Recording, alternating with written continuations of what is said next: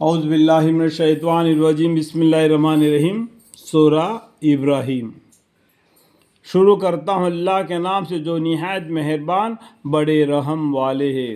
الف لام را، یہ بہت سے آئے قرآن کے اندر بہت سے صورتوں کے سامنے یہ الفاظ لکھے ہوئے ہیں۔ یہ الفاظ کا معنی اللہ ہی بہتر جانتا ہے۔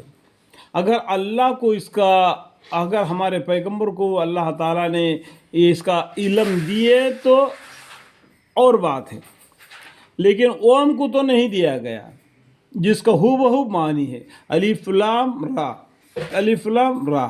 بس یہ قرآن ایک کتاب ہے جس کو ہم نے یعنی اللہ تعالیٰ نے آپ پر یعنی محمد مصطفیٰ صلی اللہ علیہ وسلم پر نازل فرمایا ہے تاکہ آپ تمام لوگوں کو ان کے پروردگار کے حکم سے تاریکوں سے نکال کر تمام لوگوں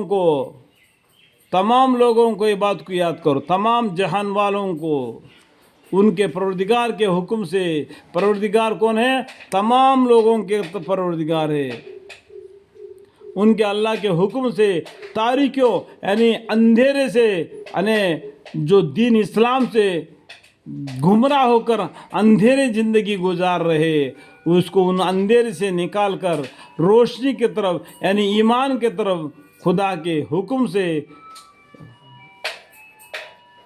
یعنی خدائے گالوں کے صفات و صفات کے راہ کی طرف لاوے۔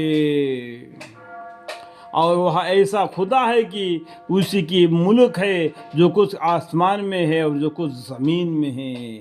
ذرا ایک اکرم جنگل ہونے کے ساتھ اتنا تان کر کھڑا ہو جاتا ہے، یہ ساتوں آسمان ساتوں زمین کسی کے؟ اللہ ہی کے ہی۔ واللہ اللہ الذی لہ ما فی السماوات و ما فی الارض۔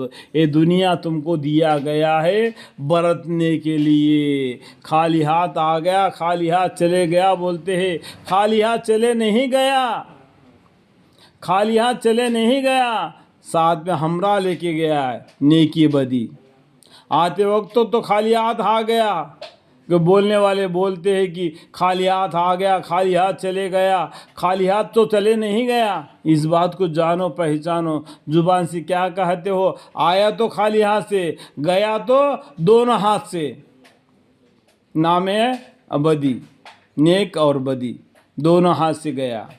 یہ دنیا کا چیز دنیا میں رہ گیا، یہ بعد میں مرنے کے بعد میں واسطے کی بیس میں دنیا میں لٹ جھڑ پڑ رہے ہوں گے، یہ میرا، یہ تیرا، میرا وہ تیرا بول کے۔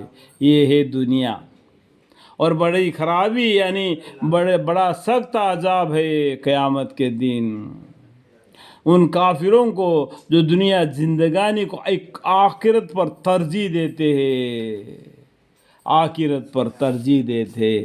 تعجب ہے اس شخص پر جس نے ہدایت کے بدلے گمراہی خرید لی۔ اس سے بڑھ کر تعجب اس شخص پر ہے جس نے دین کے بدلے دنیا خرید لی۔ ان دونوں سے بڑھ کر تعجب اس شخص پر ہے جس نے دوسرے کو دنیا کے لیے اپنے دین کو فراغت کر دی۔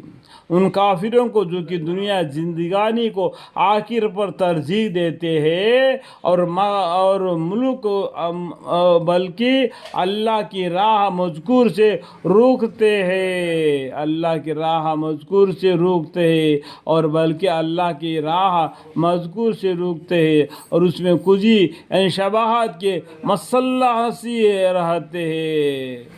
یہ ان کافروں کو جو کہ دنیا زندگانی کو آخر پر ترجیح دیتے ہیں اور بلکہ اور ملک اللہ کی راہ میں مذکورہ سے روکتے ہیں اور اس میں کچھ یعنی شبہات کے مسالے سے رہتے ہیں۔ دیکھو میں بتایا نہیں، قرآن کے اندر وہ لوگ قرآن کس لیے پڑھتے ہیں؟ ہدایت پانے کے لیے نہیں۔ یہ قرآن کے اندر میں کون سا خلاف آیتیں ہیں ان کو اچال کر مسلمانوں کے سامنے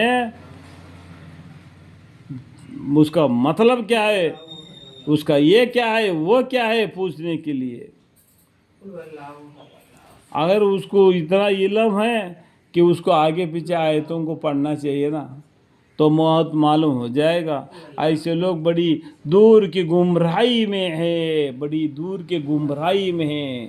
قرآن کے اندر میں کوئی غلطی کو تلاش کرنے کے چکر میں نہیں رہنا.